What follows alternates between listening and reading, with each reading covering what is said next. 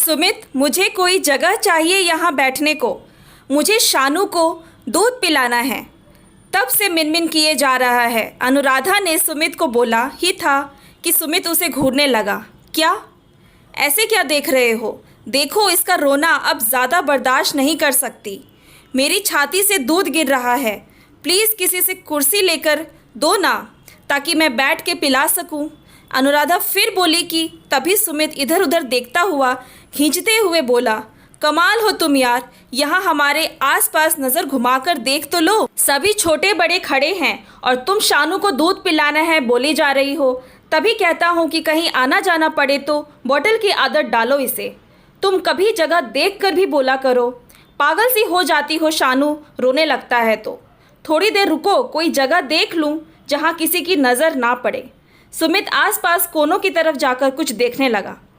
कुछ रिश्तेदार जो दोनों के नज़दीक खड़े होने के कारण उन दोनों की बात सुन रहे थे। किसी की मुस्कान तो किसी के अनुराधा के देखते ही इधर उधर देखने का अंदाज जैसे अनुराधा को अंदर तक कचोट रहा था, जैसे उसने कोई ऐसी बात कह दी हो जो पहले किसी ने सुनी ना हो या आज से पहले ये सब देखा ही ना हो। यहाँ तक कि औरतों की मौजूदगी भी उसे यह एहसास दिला रही थी कि ऐसी बातें धीमी आवाज़ में की जाती है। अनुराधा ने सुमित की तरफ एक बार देखा और पास में कुर्सी में बैठे एक महिला से कहा, प्लीज़ आप ये कुर्सी मुझे दे देंगी? मेरे बच्चे को भूख लगी है, उसे दूध पिलाना है। महिला ने एक पल को अनुराधा को देखा और फिर आसपास, जैसे कुर्सी से खड़े होते हुए वो उसे बता रही हो कि आसपास बहुत लोग बैठे हैं, आपको कहीं और जाकर बच्चे को फीड कराना चाहिए। ये समाज के बीच में बैठकर करने वाला काम नहीं है। अनुराधा उसके आशय को उपेक्षित करते हुए कुर्सी पर बैठी और अपने आंचल की ओट में शानू की भूख को तृप्त करने लगी।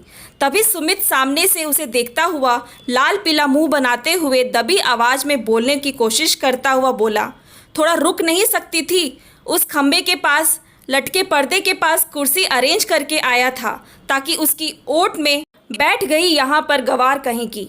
तब तो दुनिया की सारी औरतें गंवार हैं। मतलब हमारा बच्चा भूख से बिलख रहा है, उसे दूध पिलाना एक सामान्य काम है जिसे तुम ऐसा बना रहे हो जैसे वो एक गुनाह है जिसे चोरी छिपे कर लो। समय देखो, जगह देखो, हद है सुमित। अनुराधा झुंझलाते हुए बोली।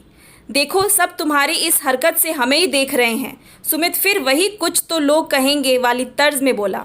देखो सुमित, जब तुम जैसे पढ़े लिखे लोग ऐसी बात करते हैं तब ऐसा लगता है कि एक औरत तो बस परमिशन ही लेती रहे कि उसे कब कैसे क्या करना है, यहाँ तक कि अपने बच्चे की भूख को शांत करने के लिए भी। मुझे ज़रूरत नहीं है किसी की परमिशन की कि मैं अपने बच्चे का ध्यान कैसे रखूँ। यह एक सामान्य प्रक्रिया है, इसे सामान्य ही रहने दें। किसी औरत के लिए हर परिस्थिति को हवा बना के उसकी व्यक्तिगत स्वतंत्रता को ना छीने। आपको शर्म आ रही हो या जिसे भी शर्म आ रही हो वो थोड़ी देर आंखें बंद कर लें। उस खंबे और मेरे आंचल की पारदर्शिता में कोई फर्क नहीं है, फर्क आपकी सोच का है। कहते हुए अनुराधा ने शानू को गोद में दूसरी तरफ अपने आंचल तले अपनी छाती से लगा लिया। सुमित को शायद अपनी गलती का एहसास हुआ था। वो अनुराधा की कुर्सी के पास वहीं खड़ा था। बाकी लोग भी अनुराधा के रवैये के बाद स्टेज पर चल रहे शादी के फंक्शन की तरफ अपनी रुचि दिखाने लगे। कम से कम लग तो ऐसा ही रहा था। दोस्तों, ऐसी परिस्थिति कभी हमने अपने साथ या अपने आसपास ज़रूर महसूस की होगी, लेकिन हमें एक औरत होने के नाते अपने व्यक्तिगत मातृत्व सुख की अनुभूति के लिए क्या वाकई समाज या पति के विचार विमर्श की आवश्यकता होनी चाहिए? मेरे ख्याल से तो नहीं। आपकी क्या राय है, अवश्य बताएं। Thanks for watching. Please like and subscribe my channel.